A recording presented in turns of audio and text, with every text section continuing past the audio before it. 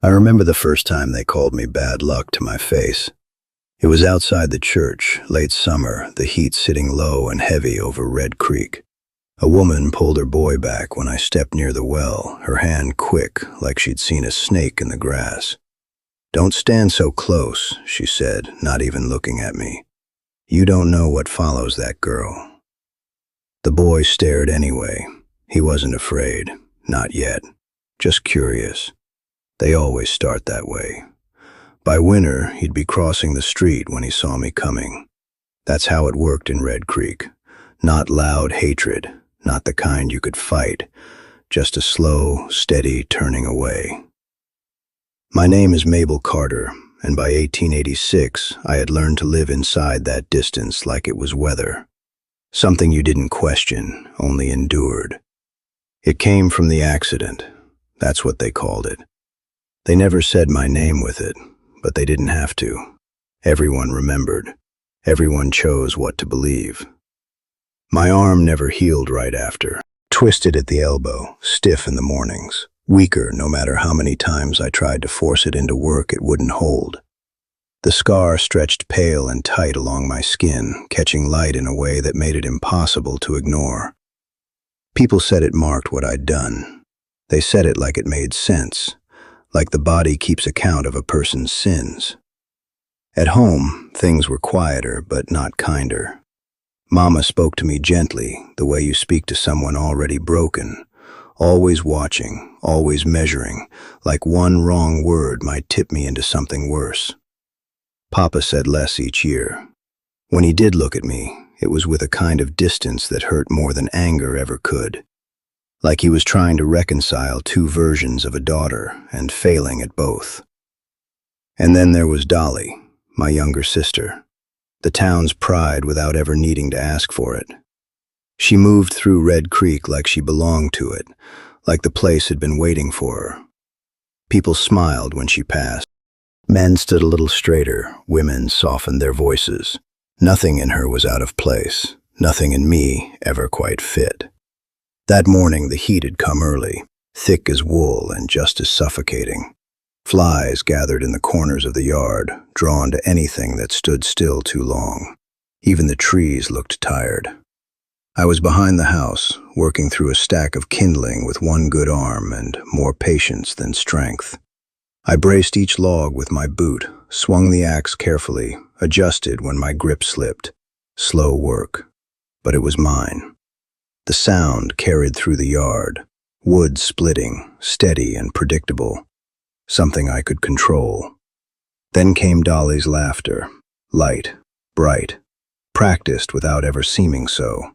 It drifted around the corner before I saw her, and there was a man's voice with it, low, measured, not the eager kind that usually followed her. I paused, the axe resting against the stump. I didn't need to. Men came through Red Creek often enough, and they always saw the same thing first. Her. But something in the quiet of his voice pulled at me. Curiosity is a dangerous thing when you're used to being overlooked. I set the axe down and stepped around the side of the house. Dolly stood near the fence, sunlight catching in her hair like it belonged there. She had turned just enough to be seen at her best angle, though she'd never admit to knowing such things. The man beside her didn't match the town. That was the first thing I noticed. He stood still, not stiff, not uncertain, just grounded. Like he had no reason to fill space with unnecessary movement. His clothes were worn but cared for. A rifle rested easy against his shoulder, not for show.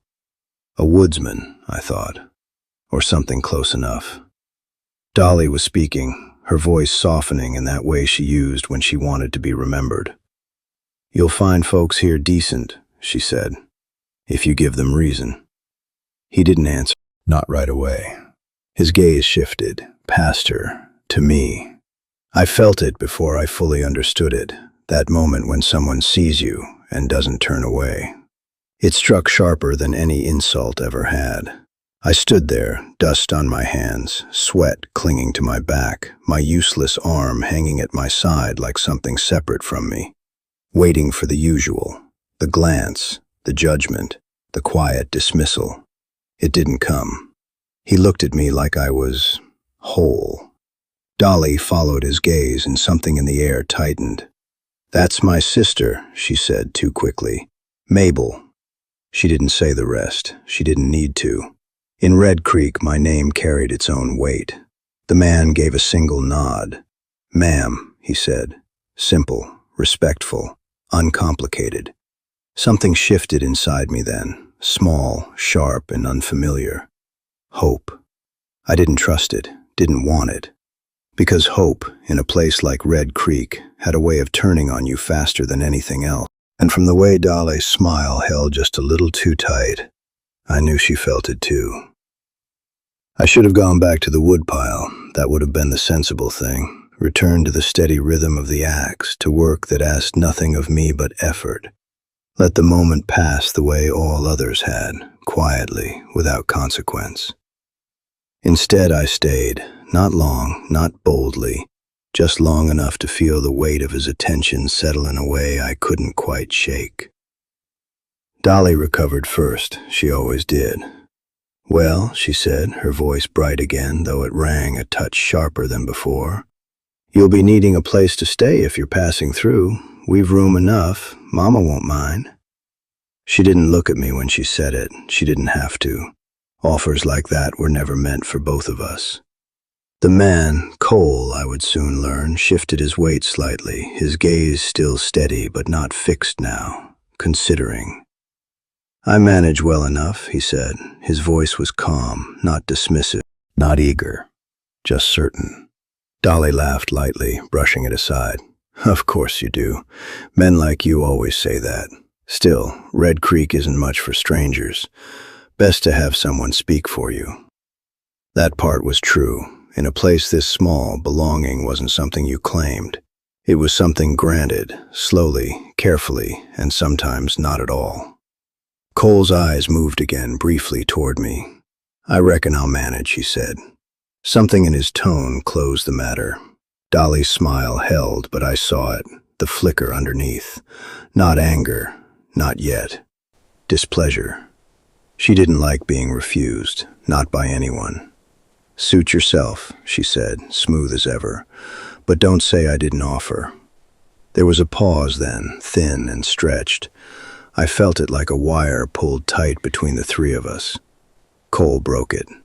"You splitting that one-handed?" he asked. It took me a moment to realize he was speaking to me. "Yes," I said before I could think better of it. My voice sounded smaller than I meant it to. He nodded once, as if that answered something. "Show me."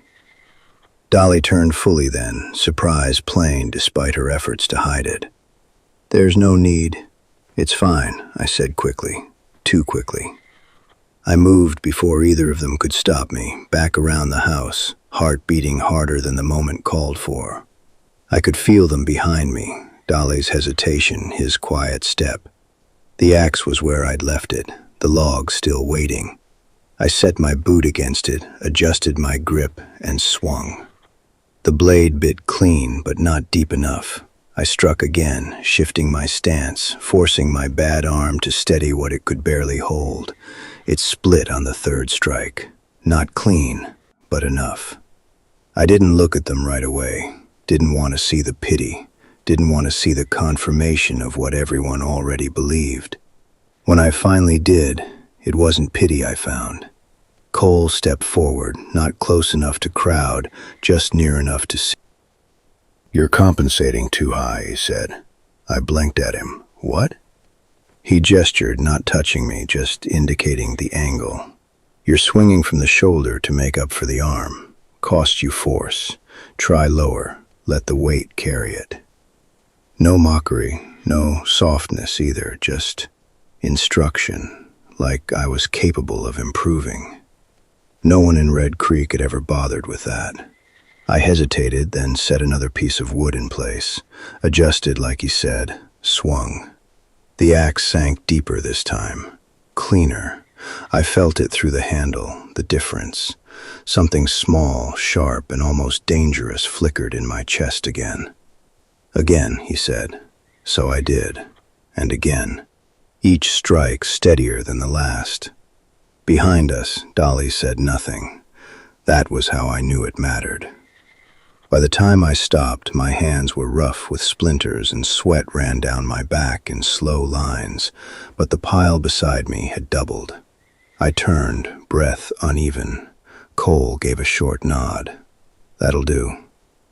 But it settled heavier than praise. "Thank you," I said, quieter now. He didn't answer right away, just looked at the stack, then back at me. "You've been making it harder than it needs to be." I almost laughed at that. Harder than it needs to be. If only that applied to more than wood. Dolly stepped forward then, her presence returning like sunlight after cloud, but colder now. "You've made your point," she said lightly. "Mabel manages well enough." There it was, the line drawn clean. He looked at her, then back at me. "I reckon she could manage better," he said. The words were calm, but they landed like a stone dropped in still water. Dolly's smile didn't break, but something underneath it did. And for the first time in my life, someone had said it out loud. Not what I lacked, but what I might yet become. I should have been careful then. I should have stepped back into the place I knew. Instead, I felt something begin, and I didn't stop. By evening, the whole town knew. That's the way news travels in Red Creek, faster than weather, quieter than truth. I didn't hear it first from Dolly. I heard it at the well. Two women stood close together, their voices low, but not low enough. They didn't stop when I approached. They never did. Not anymore. "He was at the Carter place," one said. "I heard. Didn't stay long." A pause. "Long enough." The bucket rope creaked in my hand as I lowered it. My arm protested, the familiar pull sharp and dull all at once. "Strange sort," the other woman went on. "Keeps to himself. Folks say he's been living out past the ridge, hunting, trapping.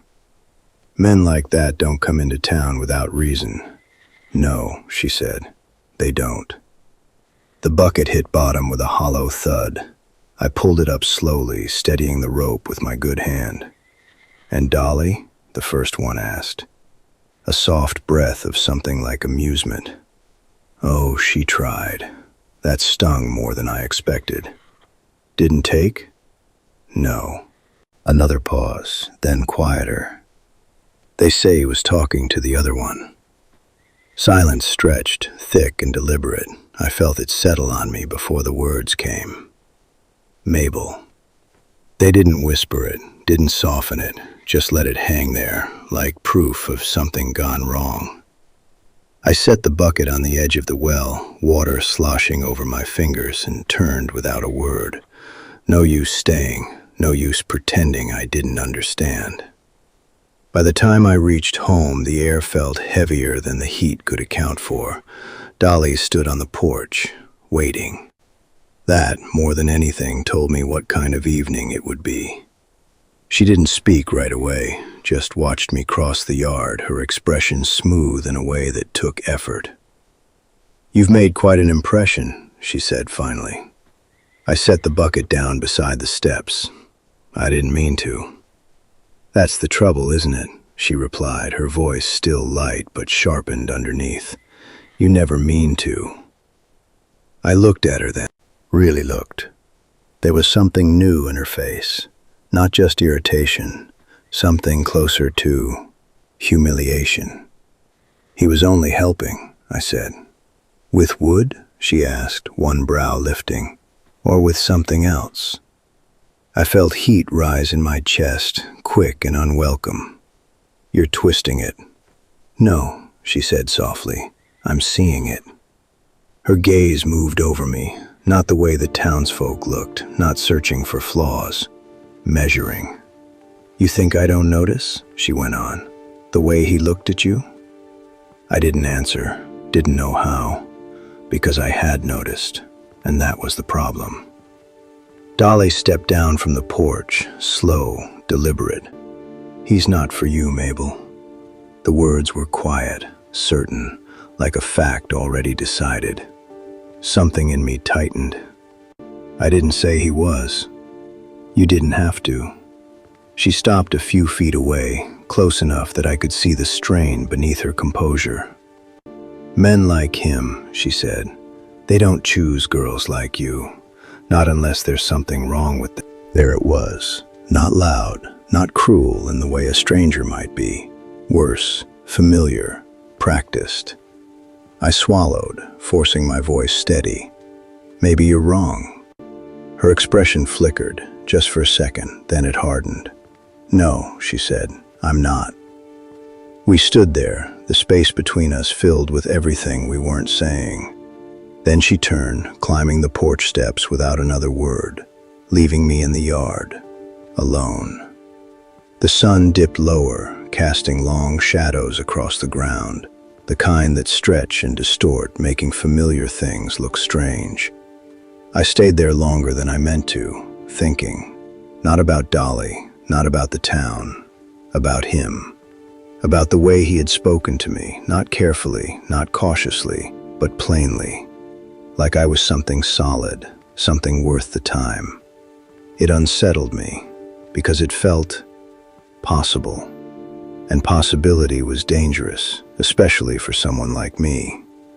I picked up the axe again as the light began to fade, set another piece of wood in place, adjusted my stance the way he had shown me, swung, the blade split clean through. I stared at it for a moment, then set another and another, each strike steadier, stronger, until the rhythm took hold and the rest of the world fell quiet. I didn't hear him approach, not until his voice came from the edge of the yard. You learn fast. I froze, turned. Cole stood just beyond the fence, one hand resting on the post, watching, not intruding, not asking permission, just there. My grip tightened on the axe. You shouldn't be here, I said, not harsh, but not welcoming either. He nodded once, like he expected that. Probably not. He didn't move to leave. The air between us held, different now. He glanced at the woodpile, then back at me. Looks better. It is, I admitted. A pause, then, why'd you help me? I asked. The question slipped out before I could stop it. He considered it, not rushed, not evasive. Because you needed it, he said simply. I shook my head. Plenty of folks see that. They don't step in. No, he agreed. Silence again. Then he added, quieter. I don't put much stock in what folks say. The words settled slow, careful, like something placed, not thrown. I looked at him, really looked this time, at the steadiness, at the absence of doubt, and for the first time, I wondered what it might feel like to stand beside someone and not be the thing people whispered about. The thought came uninvited, stayed longer than it should have, and somewhere, just beyond the edge of the yard, I saw Dolly watching from the window, her face unreadable, but her stillness said enough. Whatever had started that morning wasn't staying quiet anymore. The next morning, the town didn't pretend anymore. It never truly had, but now the looks sharpened, the pauses stretched longer, and the silence carried meaning where words weren't needed. I felt it the moment I stepped onto the road. Two men outside the feed store stopped mid-conversation.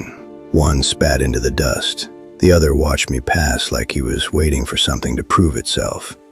I kept walking, head down, pace steady, same as always. But it didn't feel the same, because now I knew why. Inside the store, the air was thick with grain dust and heat. Mrs. Halpern stood behind the counter, her hands moving through the motions of work, but her eyes flicked up the moment I entered. Too quick, too careful. Mabel, she said, what'll it be? Flour, I answered, and salt.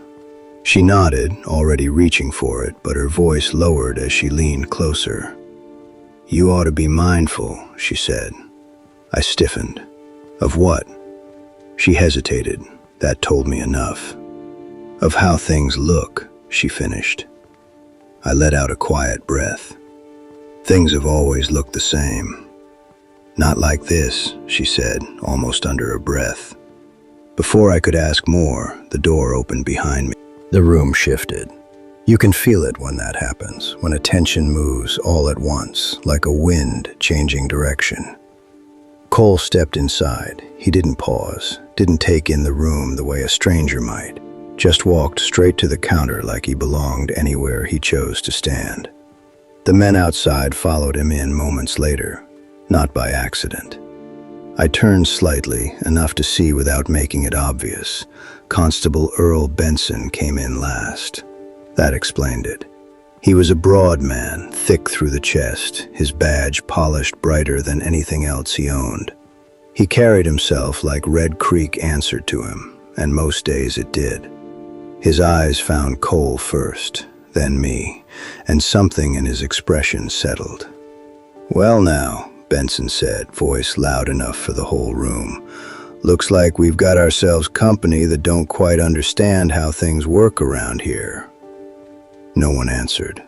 No one ever did when he spoke like that. Cole didn't look at "Salt," he said to Mrs. Halpern. Just that, like Benson hadn't spoken at all. A few men shifted. I heard a chair scrape lightly across the floor.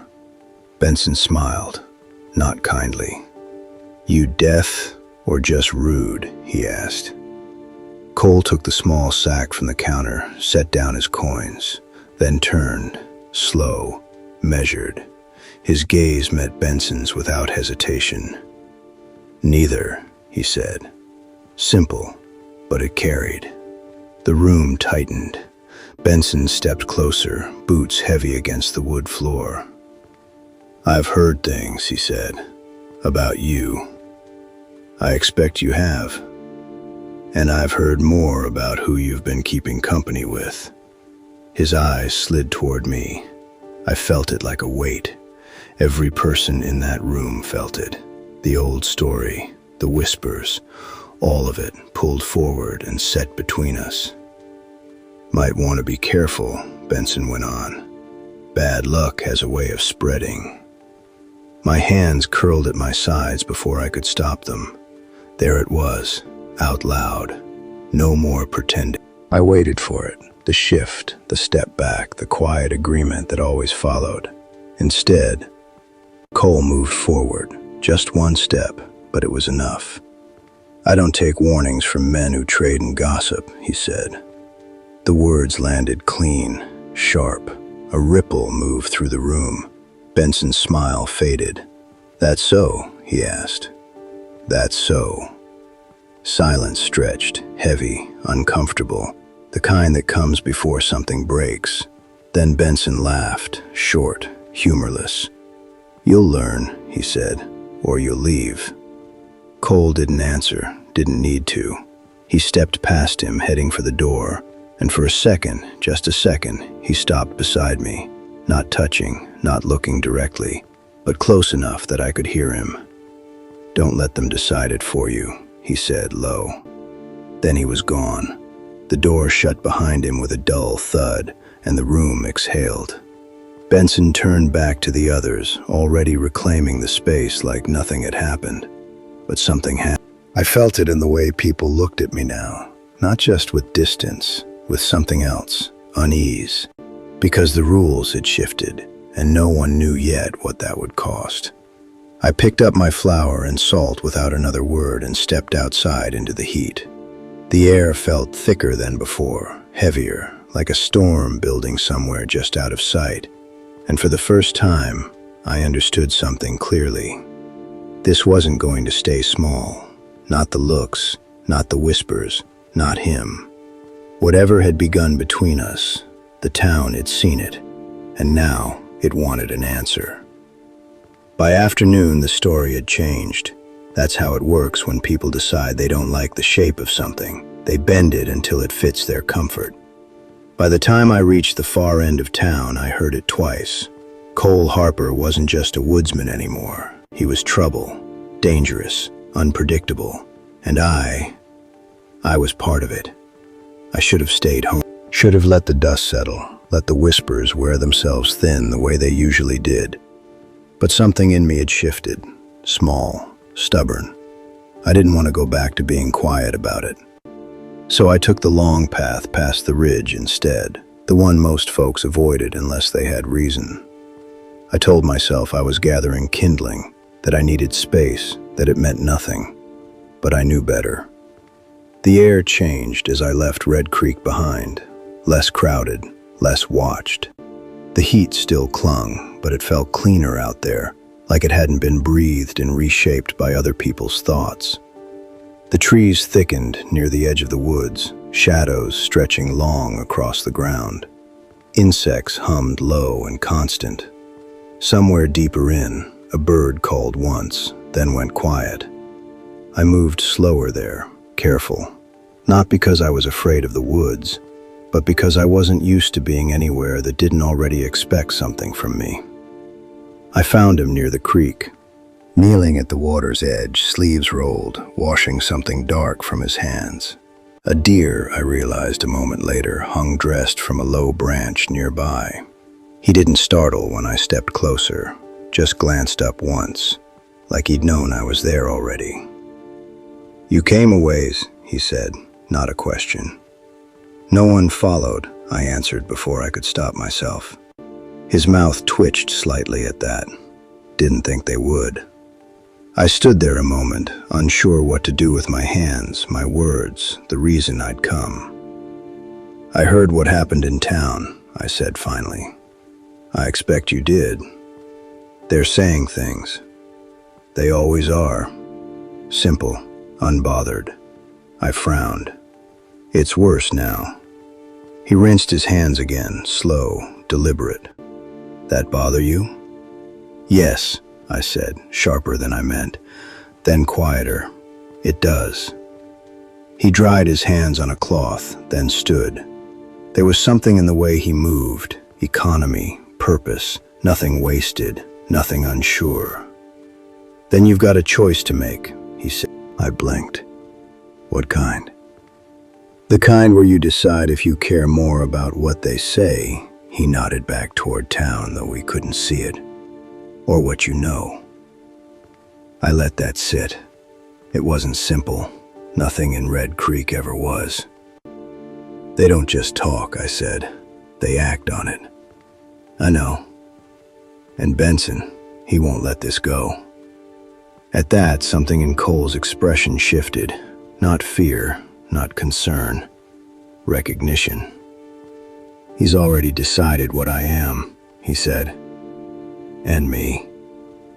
He looked at me then, direct, steady. "That was decided long before I came along." The truth of it hit harder than I expected, because he was right. This wasn't new, only louder. I folded my arms, then winced slightly as the bad one resisted. He noticed, didn't comment, just stepped closer, not too close, and reached for the axe leaning against a stump nearby. "Show me again," he said. I hesitated. "That's not why I came." "Maybe not," he said. "Still worth doing."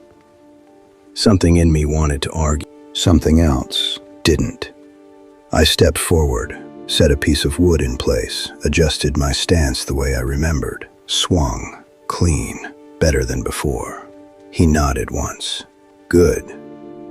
We worked like that for a while. No crowd, no watching eyes, just the sound of wood splitting, the creek moving slow behind us, the steady hum of insects in the heat. It felt different, lighter, like I could breathe without measuring it. After a time, I lowered the axe. "Why me?" I asked. The question had been waiting. It came out quieter than I expected. He didn't answer right away, just set another piece of wood upright, then looked at it instead of me. "Because you keep trying," he said. I frowned. "That's all?" "That's most of it." I shook my head. "Plenty of people try. Not like you." I didn't know what to say to that, didn't know how to hold it, so I didn't. Instead, I looked toward the trees, toward the path back to town. "They're going to come," I said. "Maybe. They won't like this."